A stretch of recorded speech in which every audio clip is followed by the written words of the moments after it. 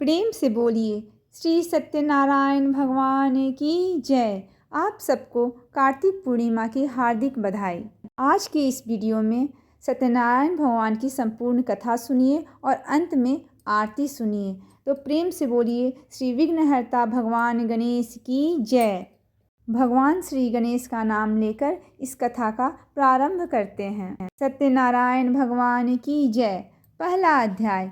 एक समय प्राणियों के हित चाहने वाले समस्त मुनियों ने परम रमणीक नैमिषारण्य क्षेत्र में मन को प्रसन्न करने वाली सभा की। उस समय अति तेजस्वी व्यास जी के शिष्य सूत जी शिष्यगणों के सहित हरि नाम स्मरण करते हुए वहां आए।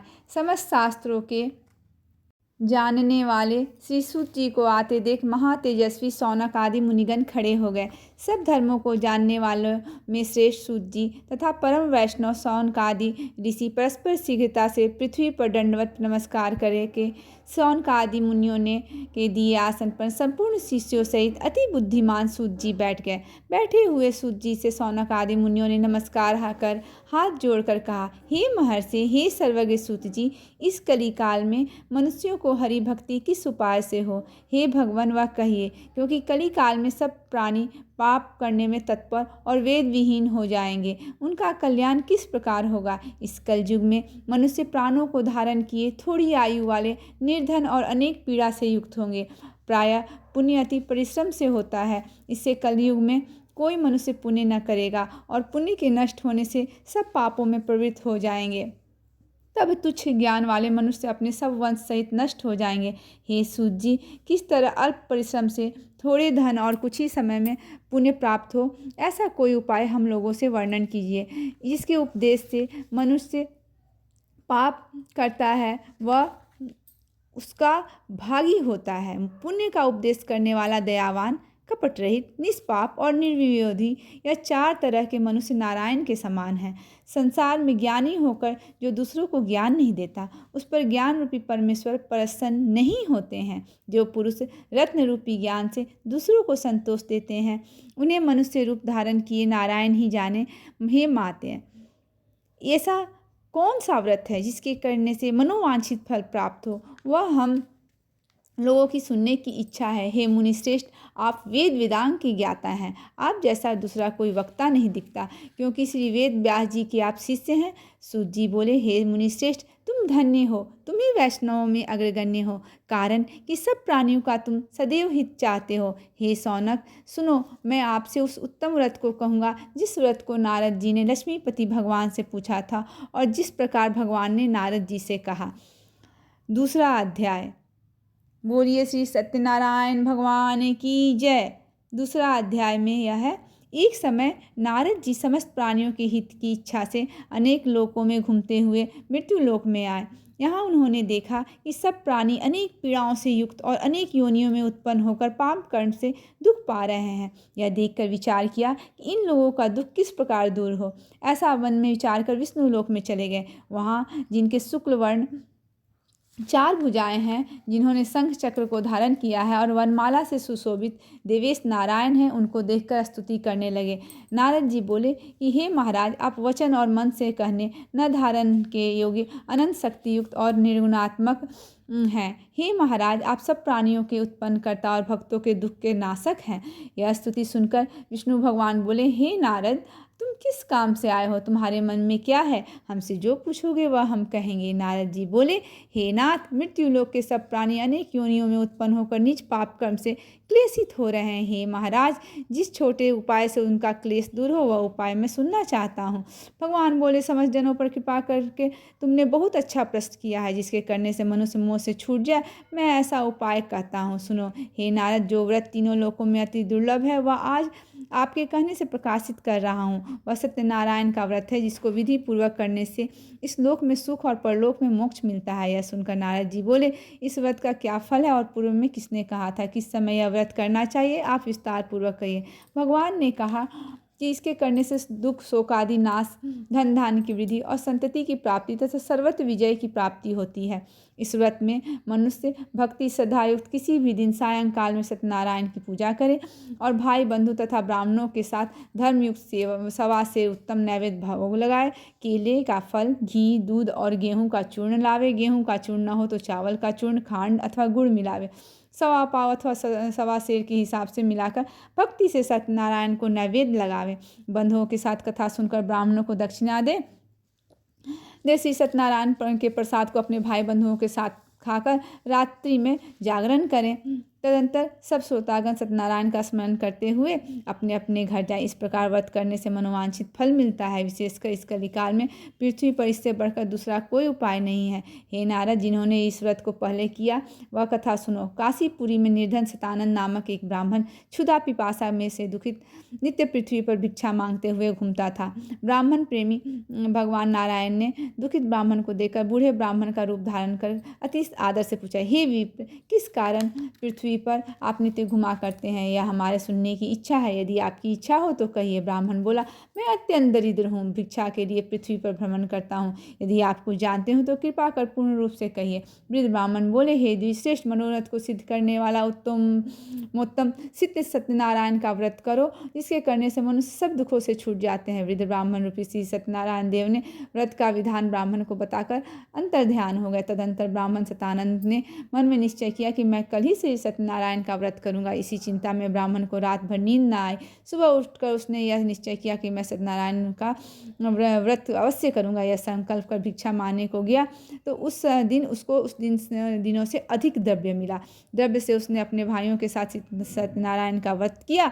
उसके प्रभाव से दुखों से छूटकर सर्व संपत्ति से युक्त हो गया। व्रत के प्रभाव से सतानंद नगर भर में श्रेष्ठ माना जाने लगा। तभी से वह ब्राह्मण हर महीने व्रत करने लगा। भगवान ने कहा, सतानंद द्वारा किया हुआ श्री सत्यनारायण का यह पूजन है, जिसको जानकर जो मनुष्य व्रत करता है वह सब पापों से छूटकर मोक्ष को पा जाता है। जिस प्रकार पृथ्वी में इस व्रत को मनुष्य करेंगे उनका दुख अवश्य नष्ट हो जाएगा। इति द्वितीय अध्याय समाप्त। बोलिए श्री सत्यनारायण भगवान की जय। तीसरा अध्याय। सूत जी बोले, हे सौनक, विष्णु भगवान ने जिस तरह कहा था वह तुमने से मैंने कहा, और दूसरी बात जो हो वह पूछो। सौनक जी बोले, हे सूत जी, उस ब्राह्मण के बाद इस व्रत को किसने किया, यह सुनने की इच्छा है। सूत जी बोले, हे मुनियो, जिसने व्रत को किया वह सुनिए। एक समय निज धर्मानुसार जिन बांधवों के साथ व्रत को करने को उद्धत हुआ, उसी समय वह लकड़हारा वहाँ आया। वह भूख प्यास से पीट काष्ठ के भार को बाहर रखकर ब्राह्मण के घर में जाकर उसने व्रत करते हुए ब्राह्मण को देखा। नम्रता से हाथ जोड़कर प्रणाम कर बोले, आप क्या कर रहे हैं? इसके करने से क्या फल होता है? वह विस्तार पूर्वक कहिए। ब्राह्मण बोला, मनोरथों को देने वाला, दुख और शोक को नाश करने वाला तथा सिद्धि को देने वाला यह श्री सत्यनारायण का व्रत है, जिसके प्रसाद से यह धन्य आदि प्राप्त हुआ है। यह सुनकर लकड़हारा प्रसन्न हो प्रसाद को खाकर और जल पीकर वह भगवान श्री सत्यनारायण का ध्यान करता हुआ अपने नगर को चला गया। आज लकड़ी बेचने से जो द्रव्य प्राप्त होगा उसी से मैं सत्यदेव के उत्तम व्रत को अवश्य करूँगा। ऐसा मन में विचार कर उसने लकड़ी को सिर पर रखकर जहाँ धनी लोग रहते थे वह नगर में गया। उस दिन लकड़हारे को दूना द्रव्य प्राप्त हुआ।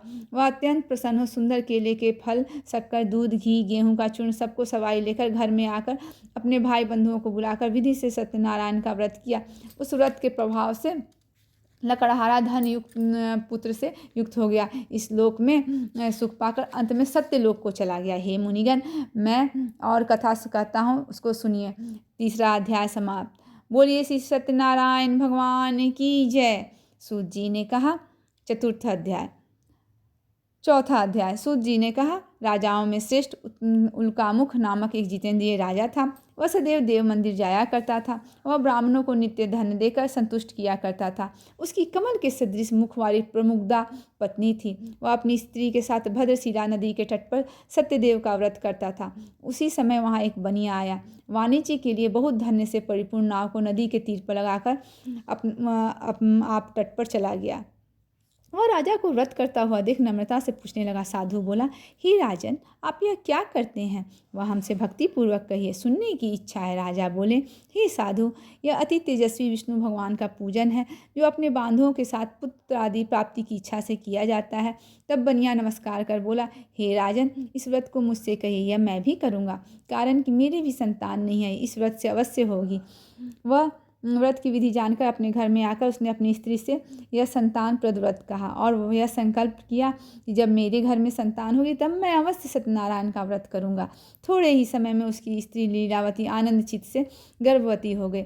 उसने 10वें मास में अति निर्मल एक कन्या को उत्पन्न किया। जैसे शुक्ल पक्ष में चंद्रमा की ज्योति बढ़ती है, उसी तरह प्रतिदिन कन्या विधि को प्राप्त हुई। अपनी स्त्री के साथ बनिया ने कन्या का जात्म कर कलावती नाम रखा। एक दिन लीलावती अपने स्वामी से मधुर वचन बोली कि पहले का संकल्पित कार्य आप क्यों नहीं करते हैं। साधु बोला, हे प्रिय, इसके विवाह के समय मैं इस सत्यनारायण व्रत को अवश्य करूँगा। इस प्रकार स्त्री को समझाकर वह बाहर चला गया। इधर कलावती पिता के घर नित्य बढ़ने लगी। एक दिन धर्मज्ञ साधु बनिया ने सखियों के साथ खेलती हुई लड़की को विवाह के योग्य देख दूतों को बुलाकर कहा, विवाह के निमित्त कन्या के लिए योग्य वर खोज करके ले आओ। साधु की आज्ञा पाकर दूत कांचन नगर में गए। उस नगर में एक वानिक पुत्र को लेकर साधु के पास आए। उसके सुंदर गुणयुक्त लड़के को देखा। जाति भाइयों के साथ प्रसन्नचित हो विधानपूर्वक अपनी कन्या का उस वानिक पुत्र के साथ विवाह कर दिया। अभाग्यवश विवाह के समय भी उस व्रत को साधु भूल गया। तब सत्यनारायण देव क्रोधित हो गए। कुछ दिन बाद निज कर्म में अति चतुर साहूकार व्यापार की इच्छा से अपने दामाद को लेकर समुद्र के निकट रत्ना सागर नामक नगर में जाकर वह व्यापार करने लगा। इसी समय सत्यनारायण स्वामी ने राजा की प्रतिज्ञा से भ्रष्ट देकर उसने के श्राप दिया कि तेरे ऊपर बड़ा भारी दुख पड़ेगा। उस दिन चोरों के ने राजा के धन को चुरा और पीछे देखते हुए साधु की दिशा को चले।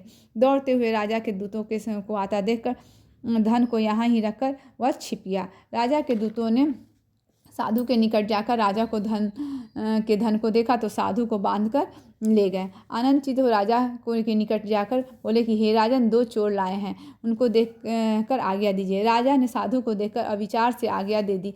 फिर तो दूतों ने उन्हें खूब बांधकर बंदी खाने में बंद कर दिया। चतुर्थ अध्याय समाप्त। बोलिए श्री सत्यनारायण भगवान की जय।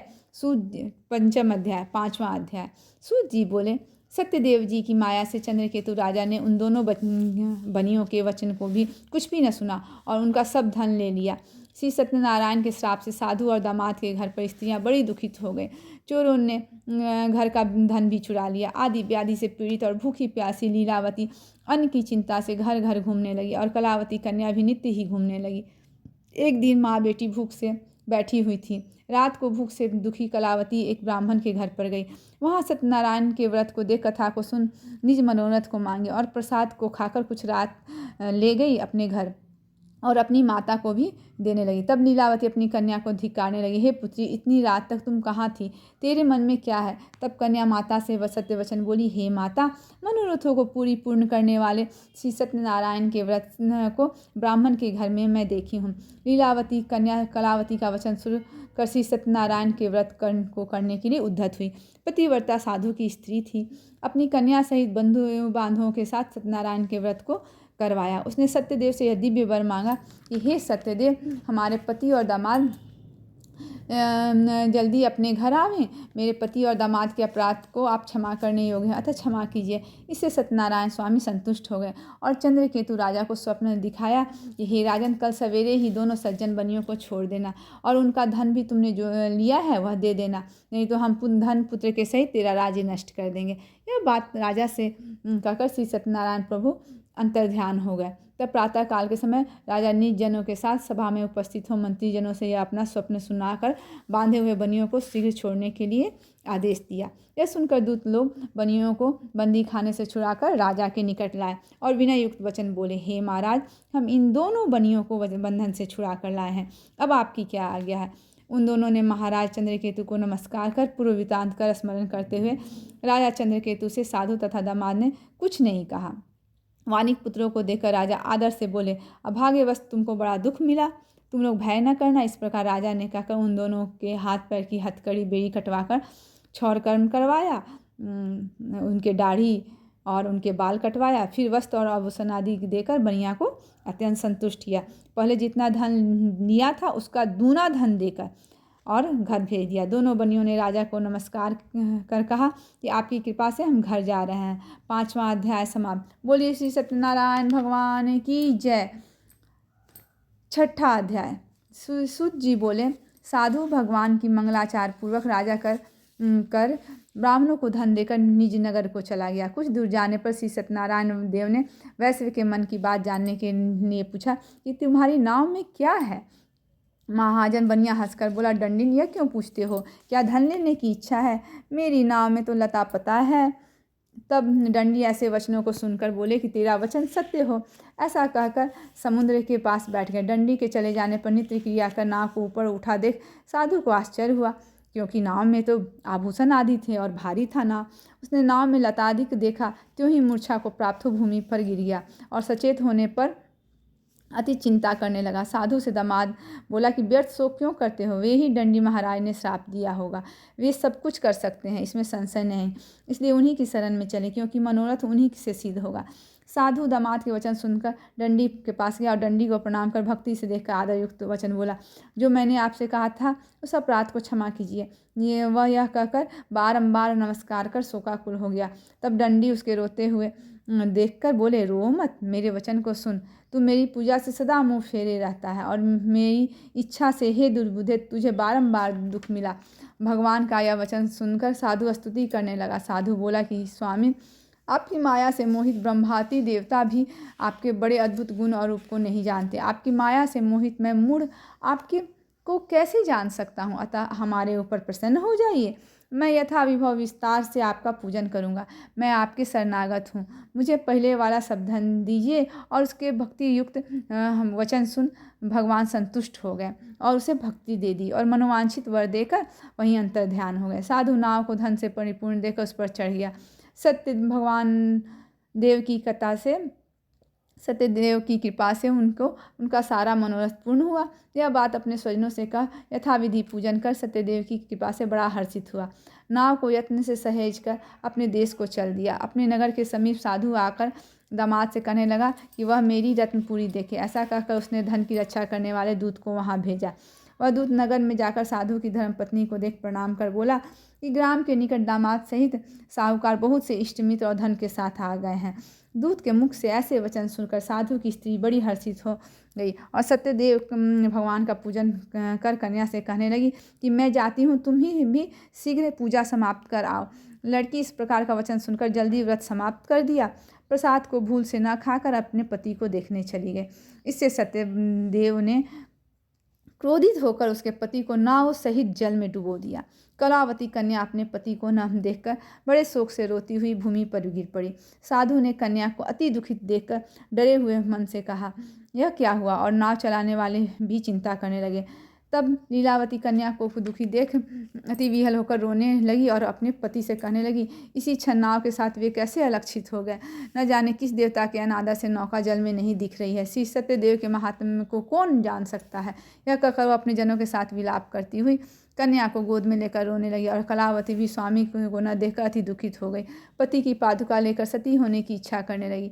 कन्या का यह चरित्र देखकर धर्म साधु बनिया स्त्री के साथ अत्यंत शोक से युक्त होकर विचार करने लगा कि मैं सत्यदेव की माया से बारंबार छला गया हूँ, अतः यथा विभव श्री सत्यनारायण का पूजन करूँगा। इस प्रकार सबको बुलाकर कहने लगा और पृथ्वी पर गिरकर साष्टांग दंडवत किया। इसी पर दिनों के दिन दयालु श्री सत्यनारायण भगवान संतुष्ट हो गए और भक्त वत्सल सत्यदेव जी के कृपा से आकाशवाणी हुई कि तुम्हारी कन्या प्रसाद को त्याग कर पति को देखने चली आई है। इसी कारण इसका पति अदृश्य हो गया है। यदि वह पुनः घर जाकर प्रसाद भक्षण कराएगी तब पति को निसंदेह पावेगी। कन्या ने आकाशवाणी सुनकर शीघ्र ही घर जाकर प्रसाद को भक्षण कर अपने पति को देखा। तब कलावती संतुष्ट होकर अपने पिता से कहने लगी, अब शीघ्र ही घर को चलिए, विलम्ब न करिए। कन्या के वचन सुनकर साधु दामाद से संतुष्ट होकर धन और बंधुओं के साथ अपने घर को गया। उस दिन से वह हर महीने संक्रांति पर विधि पूर्वक सत्यदेव भगवान की पूजा करने लगा। इस प्रकार सुख प्राप्त कर वह अंत में सत्यदेव नारायण के लोक को चला गया। फिर सूत जी कहते हैं कि हे मुनिश्रेष्ठ, मैं आपसे एक और भी कथा कहता हूँ। 6ठा अध्याय समाप्त। बोलिए श्री सत्यनारायण भगवान की जय। सूत जी बोले, प्रजा पालन में तत्पर एक तुंगध्वज नामक राजा था, जिसने सत्यदेव के प्रसाद को त्यागने से अति दुख पाया। एक दिन उसके ने वन में जाकर मृगादि अनेक पशुओं को मारा और पीछे आकर वट वृक्ष के नीचे श्री सत्यदेव नारायण का पूजन किया, जिसका को गोप लोग बंधु बांधव युक्त संतुष्ट चित्त से करते थे। अहंकार से राजा न वहाँ गया और न सत्यनारायण भगवान को प्रणाम किया। जब वे गोप राजा को प्रसाद देने गए तब राजा ने प्रसाद नहीं लिया। तब वे गोप वहाँ प्रसाद को देखकर चले आए। राजा ने प्रसाद का अनादर किया। इस तरह प्रसाद का अनादर करने से उसने अति दुख पाया। उस राजा के 100 पुत्र थे, वे मर गए और धन धान भी नष्ट हो गए। तब राजा ने अपने मन में विचार किया कि मैं सत्यनारायण भगवान का पूजा नहीं किया हूँ, इसीलिए मेरा धन नष्ट हो गया है, इसलिए मैं वहीं जाऊँ जहाँ पूजन होता है। यह विचार कर वहाँ जाकर अहीरों के साथ भक्ति श्रद्धा युक्त होकर विधि से उसने सत्यनारायण भगवान का पूजन किया। तब सत्यनारायण भगवान के प्रसाद से धन पुत्रादि युक्त हुआ और इस लोक में सुख पाकर अंत में सत्यलोक को चला गया। जो प्राणी अति दुर्लभ इस सत्यदेव के व्रत को करता है और भक्ति युक्त होकर पवित्र फल देने वाली कथा को सुनता है, उसको सत्यदेव के प्रसाद से धन धान्य आदि प्राप्त होते हैं। दरिद्र धन पावे, कैदी छूट जाए, भयात भय से छूटे, इसमें कोई संशय नहीं है। इस पुनीत व्रत को करने से प्राणी सदा सुख पाकर अंत में सत्यदेव के लोक में जाता है। सूत जी कहते हैं, विप्रो, मैंने सत्यनारायण के व्रत को आप लोगों से कहा है, जिसके करने से मनुष्य सब दुखों से छूट जाता है। विशेषकर सत्यनारायण भगवान की पूजा इस कलयुग में फल देने वाली है। उन्हीं को कोई काल, कोई सत्य, कोई परमेश्वर, कोई सत्यनारायण और कोई सत्यदेव कहेंगे। सत्य रूपी विष्णु संतान कलयुग में अनेक रूप धारण कर सबको वांछित फल देने वाले होंगे। हे मुनि श्रेष्ठ, जो प्राणी इसको पढ़ता या सुनता है उसके संपूर्ण पाप सत्यदेव के प्रसाद से नष्ट हो जाते हैं, इसमें कुछ भी संशय नहीं है। 7वां अध्याय समाप्त। बोलिए श्री सत्यनारायण भगवान की जय। जय लक्ष्मी रमना, जय श्री लक्ष्मी रमना। सत्यनारायण स्वामी जनपातक हरना, जय लक्ष्मी रमना। रत्न जड़ित सिंहासन अद्भुत छवि छाजे, नारद करत निरंजन घंटा ध्वनि बाजे। जय लक्ष्मी रमना। प्रकट भये कलिकार, निज को दरस दियो, बूढ़ो ब्राह्मण बन कर कंचन महल कियो। जय लक्ष्मी रमना। दुर्बल भील कठारो, जिन पर कृपा करी, चंद्रचूड़ एक राजा उनकी विपत्ति हरी। जय लक्ष्मी रमना। वैश्य मनोरथ पायो, श्रद्धा तज दीनी, सो फल भोग्यो प्रभु जी, फिर स्तुति कीन्ही। जय लक्ष्मी रमना। भाव भक्ति के कारण छिन छिन रूप धरियो, श्रद्धा धारण कीनी, तिनके काज सयो। जय लक्ष्मी रमना। ग्वाल बाल संग राजा वन में भक्ति करी, मन वांछित फल दीनो, दीन दयाल हरि। जय लक्ष्मी रमना। चढ़त प्रसाद सवाया, कदली फल मेवा, धूप दीप तुलसी से राजी सतदेवा। जय लक्ष्मी रमना। श्री सत्यनारायण जी की आरती जो कोई नर गावे, कहत शिवानंद स्वामी मन वांछित फल पावे। जय लक्ष्मी रमना। बोलिए श्री सत्यनारायण भगवान की जय। सत्यनारायण भगवान आप सभी के मनोरथों को पूर्ण करें, ऐसी मेरी कामना है। जय श्री हरि।